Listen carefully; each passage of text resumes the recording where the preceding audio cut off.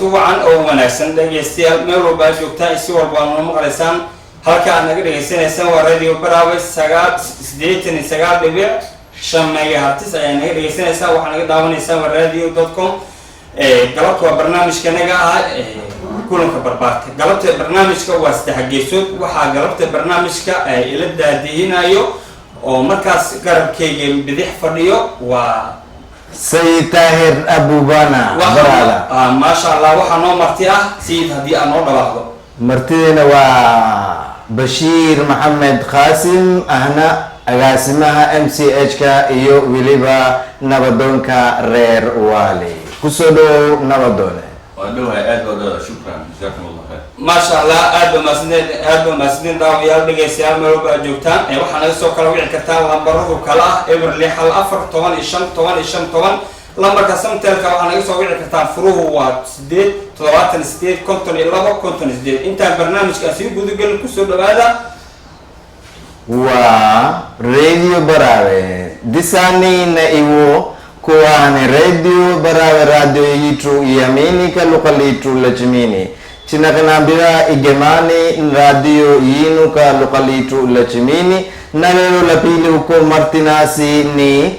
Bashir Muhammad Qasim Disani namiwo uko agasima ya MCH nakapapo ni mzere wa Rawari China kumambira mzere vitu wa Rawari Bashir igema karka radio yamini huko sowa kalokalitu lachimini ni barbarta barnaamiji na lapili la Alhamisi tarikhi ni tarikhi 2 Septemba mwaka ni 2021 ama tarikhi yetu ya Kiislamu ni tarikhi 2 fungu wa 5 mwaka ni 1443 aad baasantahay sayid abu sayid aad baasantahay waxaan ku soo dhaweey doonaa hadana oo martida noo ah Bashir hay'ad soo dhawo aad baan u dhawahay ma sha Allah radio Baraawe waxaan aad ugu hambaleynayaa asxaabta wada barbaarta marka waxa way waa aad baan maanta u faraxsanahay in horumarkii deegaankii radio Baraawe maanta aan markii labaad ay tahay markii saddexaad ay tahay aan ka soo qayb galaya barbaarta marka insha Allah waxa way inagina noo furtaan insha Allah وهي برادة أكبر ما صنتهاي قدومي اسمه بشير من سمدونك من رمضان كرهوالي دونك ساب أطغان داو ديال أم ديستيال لوضع ميتسا أطغانا قاوت برنامج كنجا وحيال مرنا داو برنامج كويا هنا كسوها والله قاوت برنامج كنجا وحنا قاوت دوما والله إنه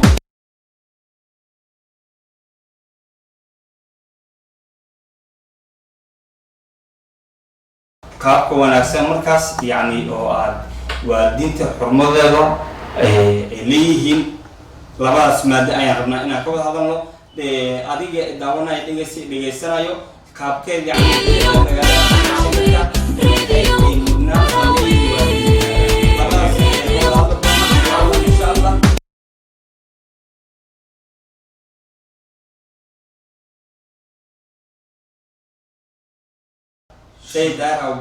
Shukran barada disawe hadiro radio yitu yamini ni moja ya suka sizo kama laada ni 8.5 megahertz amba ni FM disane na hiyo ama nambari yani takaduru kichipigira telefono kuza hali ama kuza barnamiji ya leo walidi haki na wanasuluhani kuwao wanakinenda na walidi na kila chinju nambari ni fungulo ni 415 na karka internet Facebook amba YouTube disawe takadro kinenda na sikulata masaji shtakukasa na shtakuhada masajiyo ama ni agasime vitu Bashir shtamlatira kuwaya na shkodere hapomo itarafu ya walidi madama ni mzele warawari nahu ni walidi wawana kuwaya na kichambira hapomo كشف تفسيري يا والدي حق يا والد بشر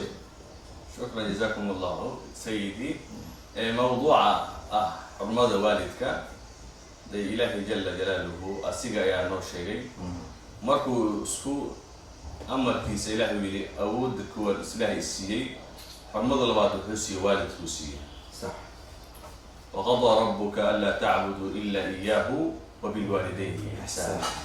maxaa yeelay kooda waalidka waxaa ka horay rabbigaa ka horay waxaa secondly noqonaya waalidkaa noqonaya صح marka rabbulcaalamiinka wuxuu waalidka xurmada meeshuu gaarsiiyey wuxuu yidhi qofkii rabo inuu jannada helaa ilzim rajlayhi labada waalidka midkooda hadduu nool yahay ba nabiga calayhi salaatu salaam suu sheegay inuu laazima sidaas ayuu jannada ku heli karaa marka maxaa yeelay xurmada waalidka leeda waxaan la soo koobi karin waaye waa hooyada waxaa la yidhi naxariistu ilaahay ku beeray markii asxaabu muxamed ay weydiiyeen nabiga calayhi salaatu wasalaam waalidka xaqiisa mala intee la egyahay markuu la yidhi am yaa xaq igu leh markuu saxaabi ka mid a u yidhi rasuulku weydiiyey ayaa wuxuu yidhi hooyada haddana yaa rasuul allah yaa xaq igu leh hooyada ilaa 3 u gaarsiiyey marka afraad buu yidhi aabbaha marka xurmada waalidka markii khaasatan weli hooyada markii la yidhaahdo waxay soo martay dhibaato badan ee soo martay waxaa la yidhi rafaadkaas ee soo martay ayaa wuxuu nabiga calayhi salaatu wasalaam uu yidhi labada lugood ayay ku jirtaa jannada waalidka marka barbaarta waxaan leenahay xurmada waalidka waxaan la soo koobi karin waayo waa siduu ilaahay qur-aankiisana ku sheegay nabigiina musuubana calayhi salaatu wasalaam noogu sheegay marka waxaa la doonayaa qadarka u garta qofka waalidka qiimihiisa u gartaa layidhi unbuu ilaahay fahamsiinayaa darajo siinayaa kullamaa waalidka uu caasi ku noqdo cunugaa layidhi uu adeeci waayo waa kullamaa asigana u duloobaa layidhi marka dadkii horena waxaa waaye waxaa layidhi ay qiimeyn waalidkooda ka dambeyn ay ka dambeyn jireen waxaa layidhi xataa raashin maysan la cuni jirin luqmad waxay ka cabsanayaan luqmad ay u baahan tahay waalidka inay ka qaato uu cuno oo intaasuu ku noqdo caasi waalideyn marka waxaan la soo koobi karin waa xurmada waalidka ما شاء الله أحسنت بشيري ديساني نمكسو كواي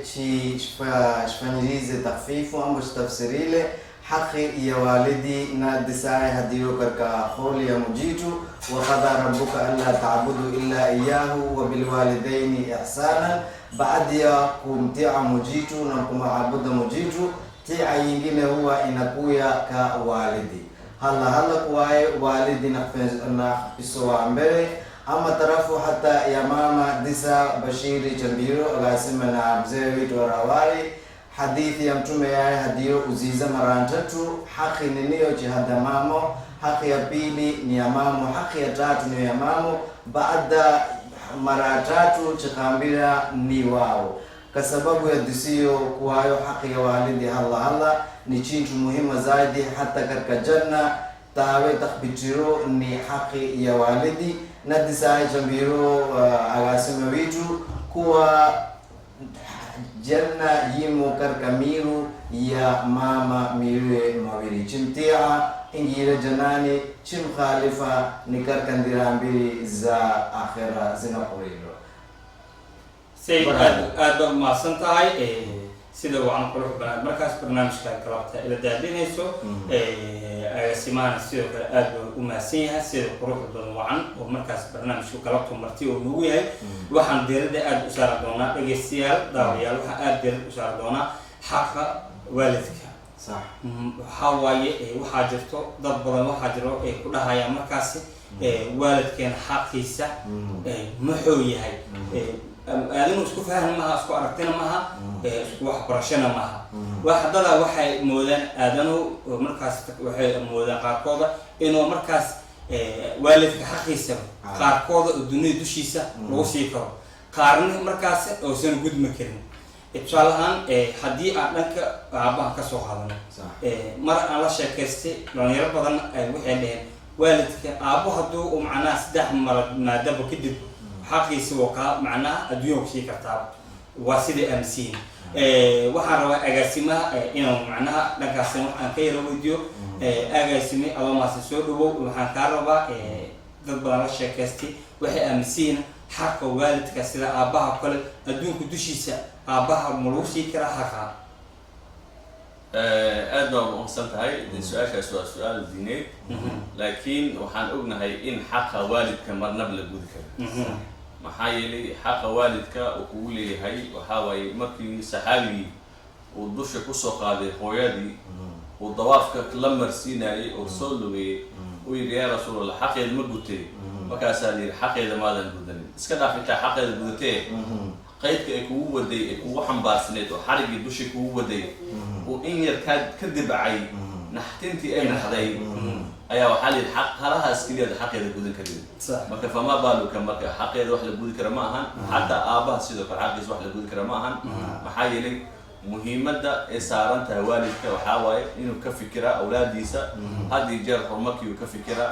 sumcadiisu ka fikiraa badbaadadiisu ka fikiraa maxaa yeelay murugta tarbiyada waxaa la yidhi waa madrasada waa hooyada waaye laakiin aabbaha banaanka waxaa waaye inuu dusha saartay mas-uuliyaddaas awlaadaas hadday noqoto arsaaqadii loo soo shaqayn lahay hadday noqotay waxbarashadii dhiirigelintii hadday noqotay saaxiibnimada inuu waalidka aabihii saaxiibka noqdo labadooda waxaa waa kaalin weyn bay ku qaateen maxaa yeelay markii laga hadlaya laleeyahay ilaahay jala jalaaluhu aayadiisa qur-aanka ku hadlaya uu leeyahay garbahan uraarici lama kala saarin hooye aaba lama dhihin labadiyaa la yidhi maxaa yeelay waxaad u garbaha uraaricisaa sida maxaa la yidhahda adigoo isku jilcinaysa isku baabahinaysa marka maxaa yeelay labada waalid xaqooda mid aan la soo koobi karin aad baad umahadsan tahay agaasime isla su-aashii oo kale haddana meesha noo taalo taasoo ah waalid aabuhu hadduu markaas awlaadiisa xafidi waaye dhanka waxbarashada dhanka ka macnaha nolosha dhan walba waxay ahaatay xafid la-aan haddii ku dhacdo hooyada keliya loo haba oo lagu sii daayo oo aabihii markaas laayaco oo ka tago oo markaas iska danaysto awlaadaas soo barbaaran soo kobcaan xoolo yeeshtaan markaas ma la dhihi karaa aabbahooda xaq markaas waalid ahaan aanan ahayn xaq kale uu ku yeelan karaa su-aasha aniga socda soo maaha صح maasha allah marka horta sida aan fahmay horta ma dhaxal baa waad ula jeedaa macnaha waxaa kamid ah hooyooyinka markay sida kale ilmaha ay dhalaan waalidiin waxaa jiro iska laayacaan iska baxaan iska danaystaan dib aan usoo fiirinin hooyada dhibaato lasoo marto adduunye ee lasoo marto wax walba ee lasoo marto oo lasoo rafaaday waalidiintaas ma kala tageen waalidiintaas way kala tageen xataa oo waalidiinta markaas ciyaalkii oo maamada wax soo bartay soo kobcisay wax walba lasoo martay aabihina oo markaas ugaaldaro aan helin oo meel ku og yahay oo waxna awood wax walba u awoodo oosan markaas oo inuu siinan rabin oo markaas oo iska indhaha tiraayo iska dhegatiraayo markay soo barbaaraan xoolo ay yeeshtaan ma la dhihi karaa waa markaas aabbahaas waalid ahaan iyo dhaxal iyo ilmihiisu waxba uu macnaha xishmad ugu yeelan karaa misna waxaa la dhihi karaa sidiisuba xil macnaha waalid ahaanbu maba ah marba hadduu maasha allah marba hadduu aabihii dhalay dee dadki ilaahay isku sidba kama ahan oo dadki waalidiintii isku mid ahayn mid waxaa waaye waa jilicsan yahay mid waa adag yahay mid naxariis baa ilaahay ku beeray laakiin idoo sidaas ay tahay haddana waalidka marba saxaabi oo waalidkiisa ka ishtikoonaya aabihiisa ka ishtikoonayay oo maalkiisa u dhahayay yani asigoo maal siinin waxba siinin sidaad aa sheegayso kale ayuu nabiga calayhi salaatu wasalaam u yimaada markaasaa waxaa la jawaabta la siiyey saxaabigii ninkaas soo dacwoonaya jawaabta la siiyey waxay tahay yidhi anta wamaaluka liabika yani adiga iyo maalkaaga waxaa ku lahaa aabaha marka aabaha si walba waxmaado laakiin aabahan xaq baa lagu leeyahay wiilkan xaq baa lagu leeyahay hadduu aabihii xaqi garan waayo intaas yowm alqiyaama baa loola xisaabtami doonaa laakiin wiilka waxaa la doonaya xaqa lagu leeyahay uu aabaha ku leeyahay xuquuqdiisa inuu guto waxaa waa iska imtixaan waxaa laga yaaba in asiga ilaahay ku imtixaanayo oo darajo ku gaarsiinaya qisaan idin soo qaadanaya waxaa jirtay waxaa la yidhi zaman ayaa waxaa la yidhi nin waalidkiisa wuxuu u ahay baari wax walba u qaban jiraa ninkaas oo waalidkiisa wax walba u qaban jiray oo mar walba adeeci jiray wax walba u samayn jiray malaa'igta marka ilaahay waxay og yihiin malaa'ig daahirka ay og yihiin laakiin baatinka ma oga maalinta yowm alqiyaama la yidhi markii la isku maxsharka la yimaado oo ilaahay hortiisa la yimaado fulaan oo waxaa la arkayaa ilaahay u caraysan markaasay malaa'igta yaabayaan waxay leeyihin yaa rabbi addoonkaas waa min birul waalideyn weeyaan oo waalidkiisa u samafali jiray oo waalidkiisa adeeci jiray wax walba u qaban jiray waa sida yarb carada kaa muuqato addoonkaas u caraysantaa sideed يا ملائكتي وعليها إليك أركتي كور ما أرتان لكن جودها ما أرتان أدون كاس والد كيس وأخذ مناي لكن قلبي وككره سنة يقوليه سياز دفتر إلهي عرض إلهي وعرونا يا وعن عرض سكون متستاليري قواشنا الأركع وقوانا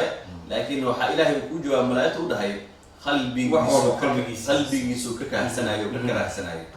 ما كسير زرت المحاور وأرمو عجيبة هذا الوالد كبار إنه قلنا سوى الباء ويعني كوديو هذا المرة البحر قلبي إنه السليم ونأخذ السافي ونأخذه سي أدي إلهي ما أنت يوم القيامة وكيله وبرا بوالدتي ولم يجعل له جبارا شقيا مركز سير زرت إن بار النماذج إنه تبارك كبحترا إنسان كان نقول المد قلبي أتكلم سندد خاركو سومالي حي هذا مركي قف في كوحن وصدوالد كوحن وصدو سريت كل بوضع وعبروا سلتيا وقاس اللي هي إله نعيب أسطو نعم اثنين إله نعيب أسطو حتى أجيش كغاد صح أنا موت مثلا إلهي كمان قال لي إنه إلهي النجار ديجن كوا عاصي عصاب نجار ديجن وكوا بر الوالدين نجار ديجن إلهي كوا أمانة نجار ديجن إخلاص نجار إن شاء الله ما شاء الله دسانة كسيزو وعدي نكينيرون حقي يا والدي نكيل تشينشو أما دسا نودوني ويتو Chambiro haki ya walidi hakadro ikhwatoa katika duniani lazimu hinenda haki ya walidi mpaka wechifa kuwawe na msomera dua na kumpeleka mahala sura na mithali checholelo katika hadithi za mtume kuwa mtu uzizo hadiro hal chiwamini mimfire wawe duniani hali itakumaliza haki amutasa nakhsulowa kaka na mithali resela kuwa mtu shtawafa katika Kaaba mtukire mamaye ila mongo mara moja tushadara bomo ifungishire nguo kapa kurudire shadara ejetu haitoshi yawe takumfanyirizo ihsani mzero mpaka kufa la tabaku wawe duniani na kumaliza haki sababu nini walidi walwao ba haki yao haimalizi mpaka wachifa mpaka nawe kuwawe na kuwasomera dua khabrini kao haki ya walidi hamaridi sana na bila na mithali nyingi zile sala karka haki hiyo zote zinakodheloa na wajana ambao wanawake witu walero wakati alhadhiri wasiku hizi kuwao wanatahadhara haki ya walidi nampa haki ya walidi ama tarafu yingine ichiwa baba kwa vile baba